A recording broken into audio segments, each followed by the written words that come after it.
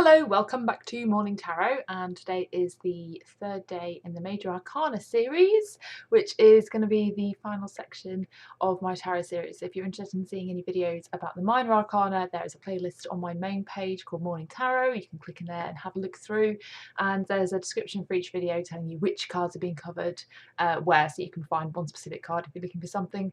And please, anybody, do a video response if you've got kind of an opinion, if you agree, if you disagree, if you've got a same deck, a different deck, anything you like, because there isn't a huge amount of time in these videos to cover a lot about the cards, so they're fairly sort of basic readings of them. So I would love to hear from you. Go ahead and do video response and link it to the appropriate video, and I will be very happy to put that on the page.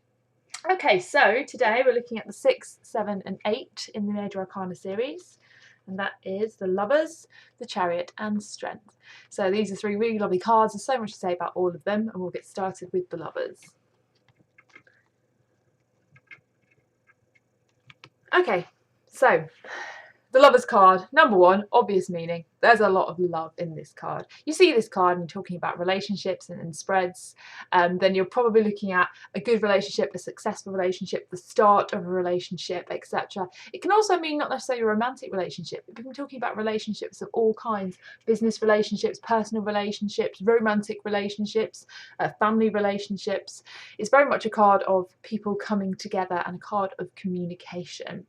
When you look at the symbols on this card, you can see quite clearly that it has a really strong connection to kind of the Christian creation story of Adam and Eve. We've got the Eve figure here, the woman standing by the tree of knowledge with the apples and the serpent. We've got the male figure here standing by something that's on fire, like the burning bush, and they're kind of both underneath this beautiful angel and this bright sun that's kind of presiding over the pair of them. Now, I've been told, and I'm not quite sure where I got this from, but I think it was the first time I did a tarot course quite a few years ago, this angel represents Raphael. I don't know if that's actually the case because I don't know much about the angels, I have to be honest. But if it does represent Raphael, then Raphael has an association with Mercury, which is the planet of communication. So it's kind of been presided over, this relationship between people is being presided over by the angel of communication. And as we know, in any relationship of any kind, communication and openness and honesty is key. So this card is often urging you in your relationships with people, in your interactions, to make sure that you are open, to make sure that you communicate effectively and you communicate in the right way, and that you are honest with yourself and with other people, because of course a relationship can be a relationship with you. Your relationship with yourself is your most important relationship in life. You have to have a good relationship with yourself before you can really have good relationships with other people.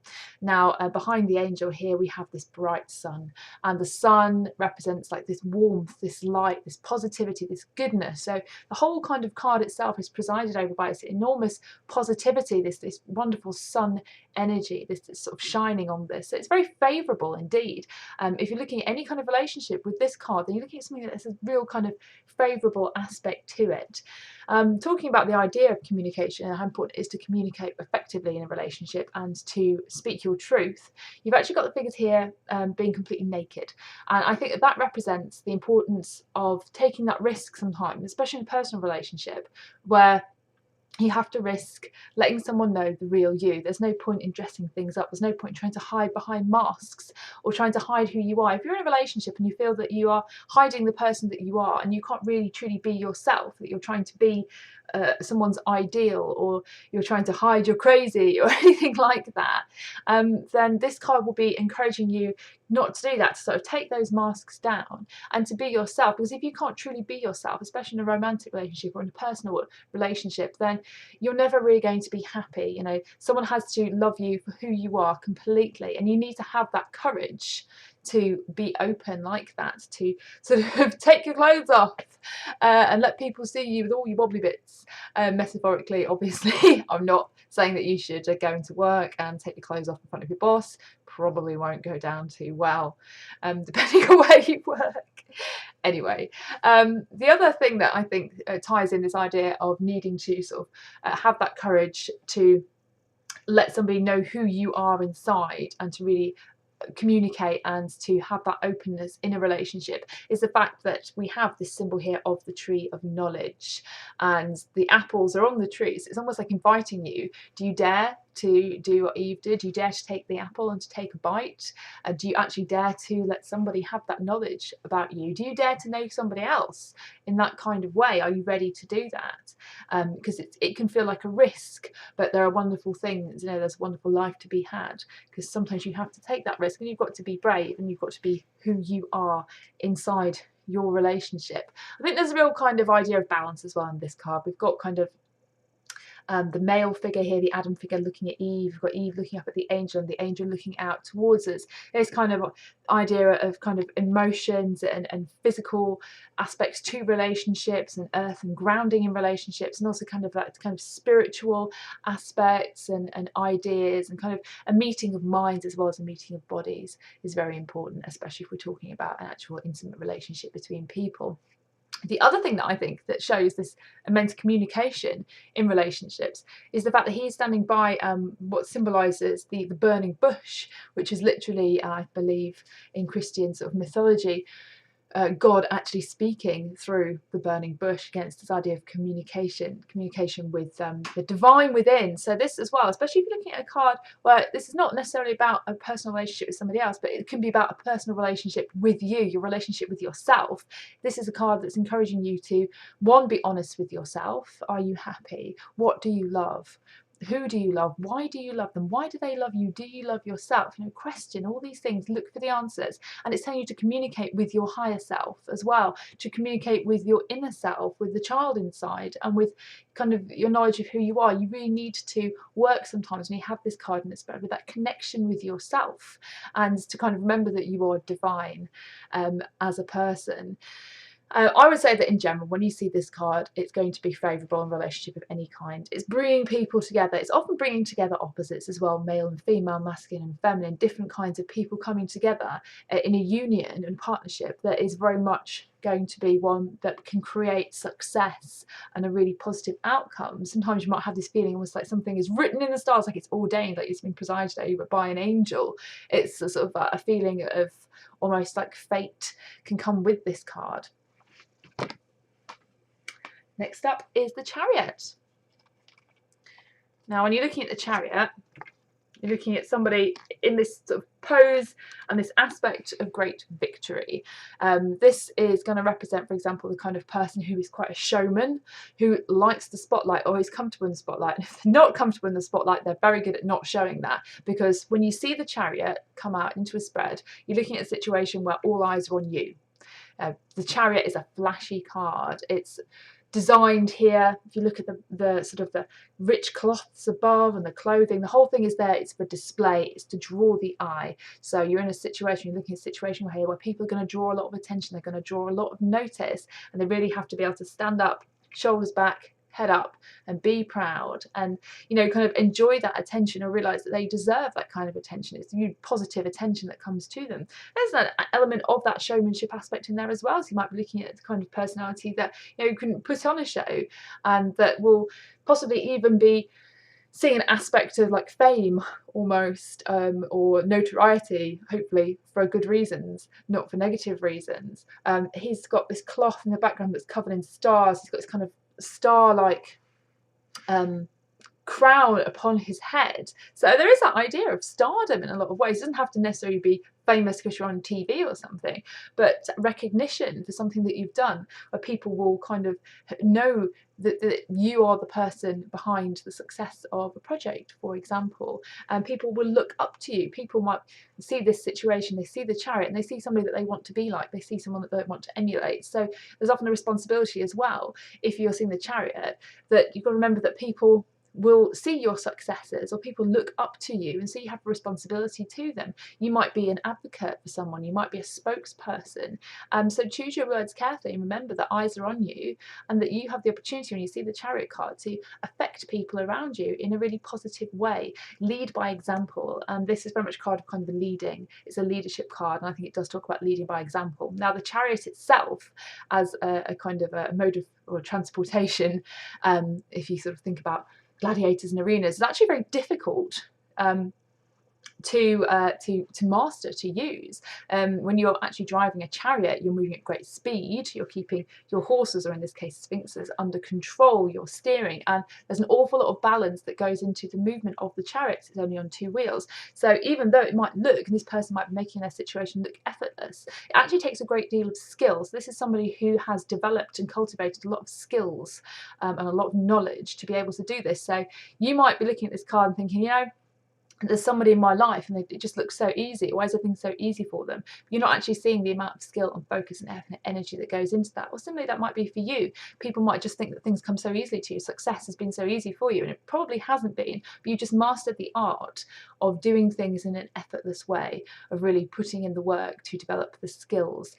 This is also a card that sort of talks about somebody who is very much at a peak or a pinnacle. They're really on a high, they're at a high point. If you look at the shoulders of the figure here, he's got a waxing moon and a waning moon, one on each shoulder, which means that he himself is the full moon. He's at the peak of his powers, he's at the height of a situation. So this is somebody who is really riding the crest of a wave in some sort of way. The sphinxes themselves here are quite interesting. Black and white, night and day. Anybody who knows anything about the riddle of the Sphinx, which I'm not going to be able to articulate very well, but I believe it was Thebes, the city of Thebes, and the legend was that if people wanted to enter the city, they had to first go through the riddle of the Sphinx. And I think one of the riddles of the Sphinxes was something along the lines of it's sort of what women are sisters yet give birth to each other over and over again, and the answer to the riddle was night and day. So you're looking at lots of black and white polarities, you're looking at contrasts, and so you're looking at a situation that has a lot of different aspects to it, and maybe there's a lot of different people involved. Because the person who is representing the chariot is often a leader or someone who's admired, someone people look up to, they want to emulate, who has that kind of responsibility, who can be an advocate in that sort of way, who might even have a little bit of stardom or fame about them. They are often kind of influencing people, and they can use that power and that ability to influence a lot of different people and bring people together. This is someone who can really rally the troops, who can unite people, who can sort of, I don't know, do that call to battle. Actually, if you think about it, it's like the film Gladiator. Anyone who's seen Gladiator, a very popular movie, there is a scene that involves a chariot. I think it's a chariot in the scene. Somewhere near the beginning of the film, where the protagonist, the main character, is put into the arena with a bunch of other men and other backgrounds. And they're all supposed to, I think they're recreating some kind of battle or something. They're all supposed to die. And instead, because he was a commander in the army, I think he manages to actually bring down the person who's driving the chariot. He gets into the chariot, does he get into the chariot or something like that, or onto a horse, and he rallies around and he starts to command those around him, because he was a military man himself, and instead of them all sort of falling apart one by one and dying one by one, they all listen to him, they come together underneath his leadership and guidance, and they actually fight back, and they end up winning the day. And that is the sort of idea that you can get with the chariot, is this person has the ability to pull people together and can do that and hold people together. There's a lot of power in that card, a lot of really sort of positive power. And finally, lovely, lovely card, we have the Strength card. Now, the Strength card is sort of a woman with this kind of real kind of maiden sort of feeling about her. She's wearing a white dress, she's garlanded in flowers, and she is standing holding, excuse me, a lion, literally by the head. If you have a look here, I'll try and cover the glare slightly so you can see the lion's head there. She's actually holding the lion's head with one hand, opening its jaw, and the lion is licking her hand. I mean, you look at this and at first glance you would think this is a terrible situation. Who in their right mind would kind of stick their hand into the lion's mouth, would prise open the jaws of a lion? The lion is this kind of king of the jungle, this dominant beast, this aggressive beast, and yet somehow this maiden figure, this woman, has managed to tame the lion so that she can actually handle its jaws, and it was almost tame like a cat instead. Also, there is the infinity symbol around her head, which, if you remember, you also see the magician. Now, the magician is the person who has all the tools at their disposal, who is able to use all the energies from the cups, from the wands, from the swords, from the pentacles, and bring them together and have them under their control to really create their own reality and affect things in the way they want to be affected. And there's the same idea here with this character. This is somebody who is able to use all their resources to really use what they have inside them, use their intelligence, use their grace and their calmness to find a way to solve a difficult problem. And I think often when you see the Strength card, what it's trying to tell you is that you need to look for a different solution. So if you have a problem or a conflict or a difficult situation, something that seems to be scary, what this card is encouraging you to do is to look for another way to tame the beast. Look for a different kind of approach. Look at your approach. How can you approach something in a different way, in a more gentle way, rather than just going ahead with the kind of traditional methods or things that you've always done to deal with a problem? What can you do differently? Because if you can do things differently and look for solutions, then you can achieve the impossible. This card makes me think of the idea that if you do what you've always done, you'll get what you've always gotten. And that's something that I saw on the wall in a therapist's office years ago, and it's stuck with me ever since. If you do what you've always done, you will always get the same results. So if you keep approaching the same situation, or even different situations that take you in the same cycle, like the same kind of relationships over and over again, and you try and do the same things and you approach things in the same way that you've always done them, you're going to get the same results. You cannot expect to do the same thing and get a different result. And this is telling you to look for a new way to sort of into situations. It's also telling you to be calm, to be gentle, don't go steaming in, but to approach things from a space of positivity and from a space of kindness, from a space of love. And if you can do that, if you can retain that grace inside yourself, and you can retain that grace under pressure in a situation and always act with kindness, you can tame the beast. I mean, this card makes you think of the story of Daniel in the lion's den.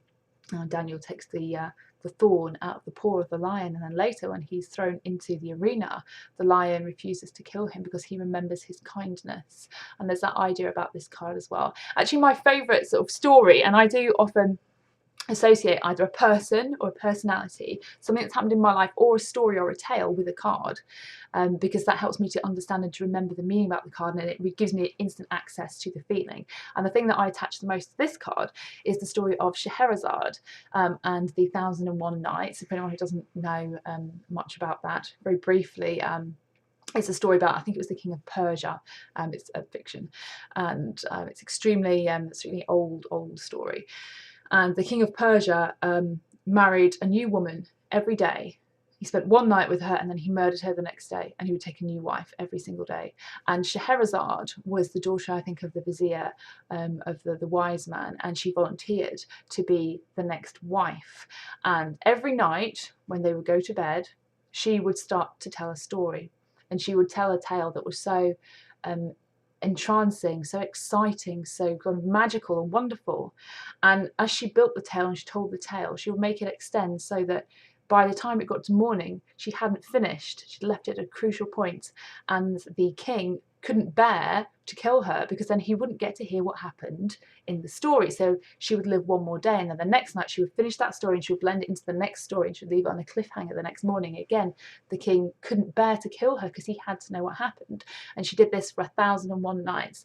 And over the course of that, what she was doing was she was telling these stories, these fables, bringing these ideas, and her words and the power of her words and the imagery actually changed the king. So by the end of the 1001 nights, he no longer wanted to marry a new woman every day.